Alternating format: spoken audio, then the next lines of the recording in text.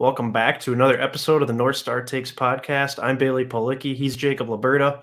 If you're new to the channel and you're a sports fan or Minnesota sports fan, please hit the subscribe button. And if you're a Vikings fan, give this video a like as we have more updates on the head coaching situation here as things are kind of taking a turn. The Vikings flew out to California to interview both Kevin O'Connell and Raheem Morris, and they had also intended to give D'Amico Ryans a second interview, but he has pulled his name out of the hat for the Vikings as he wants to stick around San Fran, keep developing as a defensive coordinator, and potentially maybe get back in the running next year as a stronger candidate. So then that kind of opened up a path for Patrick Graham of the New York Giants to get a second interview. But potentially the biggest news, it's not even potentially, it is the biggest news of this coaching cycle. Jim Harbaugh is getting flown in to TCO Performance Center on Wednesday to interview for this head coaching job. And you have to think if he's flying in, you'd have to think he's not going to leave the building without a deal. So what are your thoughts on what to make of all this, Liberta? Man, this is craziness, really. You could ask me this 3-4 days ago. I would have said this is a pipe dream. Harbaugh to the Vikings. Come on, let's put a realistic hat on here. But now it's gotten to the point where one thing's led to another. They had some basically off the books conversations on Saturday, and really they felt each other out. And then you got Harbaugh now officially coming out for an interview. And like you said, it seems close when we're literally bringing him into TCO, because that just feels super official and really, I don't know, I guess a high potential of happening really as far as making him the hire. So, man, I can't believe we've gotten to this point and this is where we're at. I think at this point I got to put him as the betting favorite to be our next head coach. It's like you said, it's either happening Wednesday or I want to say we're not making a hire until after the Super Bowl. And the thing is that Harbaugh, he's got a winning pedigree and the guy wins everywhere he is. But at the same time, you just feel that in the back of your mind, feel that in your gut. It's like, could this blow up in our face? And all of a sudden it just doesn't work instantly. But I don't know. It's so meaty, but it's like, I don't know. I can't wait till Wednesday just to find out what happens. But I gotta say, like I said, 3-4 days ago, this wasn't even a thought. But now it's like, or maybe it wasn't exactly 3-4 days ago. But now it's like Harbaugh feels like the front runner. But what are you thinking, Bailey? Yeah, I think it's absolutely crazy. It kind of blows my mind because it seems like the Wilfs, with the hiring of Kwesi Adolfo-Mensah, you think this team was just going in a completely different direction, going younger, maybe more analytical, maybe more inclusive, collaborative, all the buzzwords they used. Mm-hmm. And I mean, Harbaugh just doesn't really fit any of those narratives, and granted, maybe us fans don't really know much about Harbaugh, and maybe he's more collaborative than people think, and maybe he's more willing to go through a mini rebuild to, get this team back on track to where it should be. But this is what we've talked about before, is if you bring Harbaugh in, to me, it that strengthens the chances of Kirk Cousins sticking around, which obviously doesn't improve our cap situation. It's almost like you're almost basically running it back. Sure, you'll maybe cut a couple veterans on the defensive side of the ball, but you'll have the exact same offense, obviously with a different scheme. That's the other thing too. Like, are we really going to have Kirk Cousins learn a whole nother scheme? Like we've tried that in 2018 with DeFilippo. It was a failure. Then they catered to him, giving him the Kubiak system with Stefanski, with Gary being the advisor. Then Gary was the offensive coordinator. Then Clint was the offensive coordinator.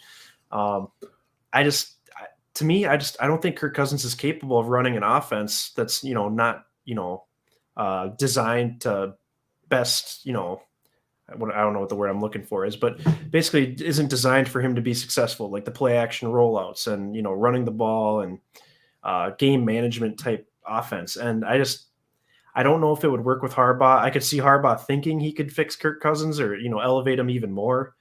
But at the same time, like I've said to you before, my number one priority is moving on from Kirk Cousins. It's not because Kirk Cousins is a bad quarterback. It's just because if you're going to start over at GM and coach, you might as well start over with the roster, get yourself a clean slate. And you don't have to start completely over, but I mean, give yourself some salary cap space, make some moves, sign some different free agents, approach the draft differently, just do everything differently, honestly, in my mind. So I think getting rid of Kirk Cousins puts you in a really good position to do that. And yeah, you might downgrade at quarterback, but it might be better for the long-term health of the team. So it's tough because I think Harbaugh would be a lot of fun. He's obviously the flashy name, and like you said, he wins everywhere he goes, so he's got that pedigree. But at the same time, it's just hard to imagine that just translating straight to here, you know? Yeah, can you imagine Jim Harbaugh being the coach of the Minnesota Vikings? Like, No. that just is like such a huge name brand. It's like you just won't imagine it. But like we said before, the Wilf ownership group does make splashy moves, and they will really stick their neck out for some of these hires, really, and signings on the roster. So it shouldn't be that big of a surprise, but it still is with the aura that surrounds Harbaugh, really. And Mhm. other thing too, just with the head coaching candidates in general, I just want all cards on the table. I want to know who likes Kirk and who doesn't, because I then do I too. seriously have a rooting interest. Be like, I want this guy in the chair, and if he's coming out like in these interviews and going to bat for Kirk, get out of here. I don't need another word. I'll see you later. But Yeah, I'm so done with Kirk, because it's like it always comes back to Kirk, and I mean it does.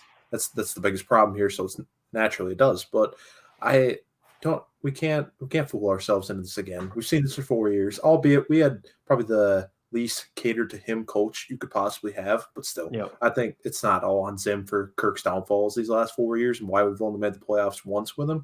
So I'm done with that, and especially I do not want to extend him, because then you'd be taken away from some cap space in 2023 that is Yep. actually going to be quite large, easily the most we've had in years. Mhm. So I think it's projected to be around $90 million, barring any other massive contract extensions. Obviously, contracts are going to come due. Like, for instance, Jefferson, he'll be due for a contract extension because he'll be 3 years into his rookie deal, and Yeah. you'll already be talking about that. But outside of that, it feels like everybody that you're going to keep around long term probably already got their contract, or you're probably going to dump this offseason. So Yep. I I don't know.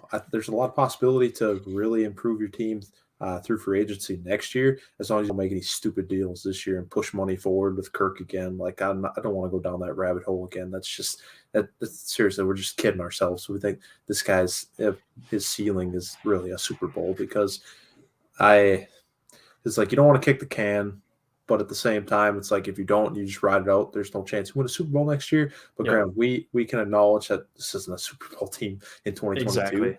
but others in ownership might feel that way, and I think that's just misguided. Yeah, and if you do keep Kirk around, even if you don't think you're a Super Bowl team, you're just delaying the process by a year then. You're basically wasting everyone's time with that season. Unless, Fans, certain players. Go ahead. yeah, I was just gonna say, unless you bring in like a Malik Willis or something in the first round, Right. and he's just gotta ride it out for a year on the bench, then whatever. I suppose I could probably talk myself into one more year with Kirk and then just be done with it. But Yeah, if you could see the light at the end of the tunnel at least. But yeah, part of this, it makes me wonder about Kwesi too. Like, where does he come into this equation yeah, in true. terms of like constructing the roster? Like, what are his thoughts on Kirk Cousins? What are his thoughts on improving this roster? Like, you'd think with how forward thinking he is, and he's young and intelligent. Like, you'd think he's got some ideas on how to creatively, maybe get rid of a couple guys here and there, and facilitate a trade. Potentially Kirk Cousins. He's been rumored, with the Browns. There's a possibility that he could go to San Francisco, maybe. I mean, I know they got Trey Lance, but Kyle Shanahan still loves Kirk Cousins. Make no mistake about it. So Kwesi's got ties to both those organizations, which I think is intriguing. But yeah, I just wonder where he comes into all this, because if Harbaugh comes in, you'd think Harbaugh's going to have a huge say in what goes on around here. Whereas if Kwesi brings in like an O'Connell or maybe even a Raheem Morris, then it's more of a true 50-50 split, or even Kwesi has the majority say. So I think that's going to tell you a lot right there, just based on who they hire as the head coach. Yeah, that's true. And I know many people probably don't consider this, and realistically, in a head coaching search, it shouldn't come down to this, but like financial reasons. I know Mm-hmm. when you hire a guy like Harbaugh, obviously he's going to come with a lot more expensive price tag than basically everybody else that we're looking at, Yeah. like Kevin O'Connell or Raheem Morris or something. Like, those guys probably aren't going to get paid as much as Jim Harbaugh would. So how much do you really want to commit to a guy when you're already paying out your ex GM and ex head coach like $4 million combined? each of the next 2 years. So it's like you're already just flushing money down the toilet. Like, how much do you want to invest in your new coach? But at the same time, I credit this ownership group that they're really committed to winning. So I think it's a non-issue, but it's certainly worth thinking about. Yeah, for sure. And the more we talk about it, the more I'm just sitting here like, man, sign me up for the Jim Harbaugh show. Like, because it would be entertaining at the very least. You'd see him on the sideline. He'd have his hands on his knees. He'd be hunched over in his khakis. Yeah. It'd be entertaining. And, it'd be kind of the opposite of Zimmer, where Zimmer's just this grouchy, his face is all pink and whatnot. And Harbaugh's all animated and jumping up and down and screaming at refs. And so that'd be kind of fun. But then at the same time, it's like O'Connell would just be a complete breath of fresh air. He could be completely underqualified for all we know. But, getting a guy from that Rams staff is super intriguing. I mean, they're in the Super Bowl. So, either way you could go there. And I still think Raheem Morris is a strong candidate too. But he might be number 3, honestly, now on my list. I think Harbaugh I have up at 2 behind O'Connell. But because I just think those are the 2 most intriguing guys, either way you slice it. Well, think about it, Bailey. Who were the Rams playing in the Super Bowl?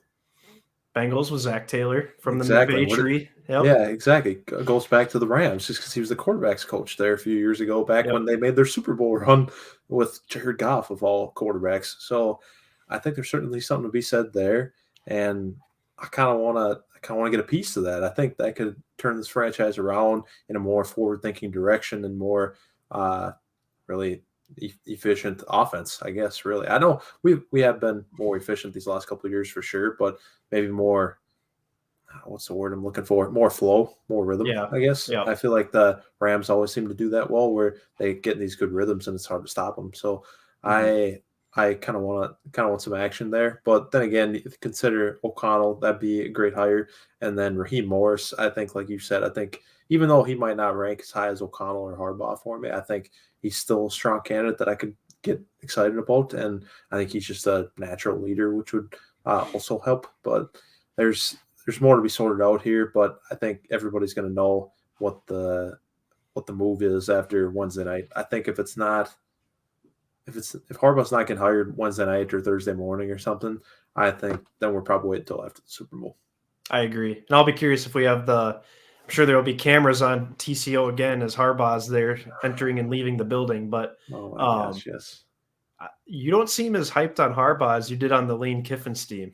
Dude, yeah, I don't know why I can get just get on the table and pound my chest for Lane Kiffin, but Harbaugh, I'm like, let's hold on, let's pump the brakes a bit. But I don't know why that is, because it's like obviously Harbaugh has proven way more than Lane ever has, but maybe it's just Lane, I favor him. Maybe I'm just an ageist and I give Lane a nod just because he's not quite as old as Harbaugh. And I mean, you gotta consider that too. Harbaugh is 58 years old, so it's like he's not some spring chicken. So I think maybe that's part of it, but I don't know. I guess Lane is even more fun because he's more out there than almost any football coach I can think of right now. Yeah, that's fair. So it's gonna be interesting to see what happens here. Obviously, we'll have an update if anything happens, but very intriguing that Harbaugh's actually flying to TCO. Like, he's going to be in the building, which is just crazy to think about, but it's the Minnesota Vikings, and they never fail to disappoint, at least with the entertainment value of whatever's going on. It could be good or bad, but it's going to be entertaining. Oh my God. Oh man, this is juicy. I guess that's all I got to say. I think whichever way we end up going with this head coach is going to be, it'll be a headline move, but it's just, we'll see if it happens this week or after the Super Bowl. Agreed. So we'll just keep an eye on it. And until next time, this is the North Star Takes podcast. So if you're new to the channel, if you're a Minnesota sports fan, please hit the subscribe button and give this video a like as well and help us reach other Minnesota Vikings fans. Feel free to give us a follow on both Twitter and Instagram. Leave your comments below. What do you think about Harbaugh? It's getting more real, it seems now. What are your thoughts on the other 3 finalists as well? And what you think is going to end up happening. So until next time, thanks for watching.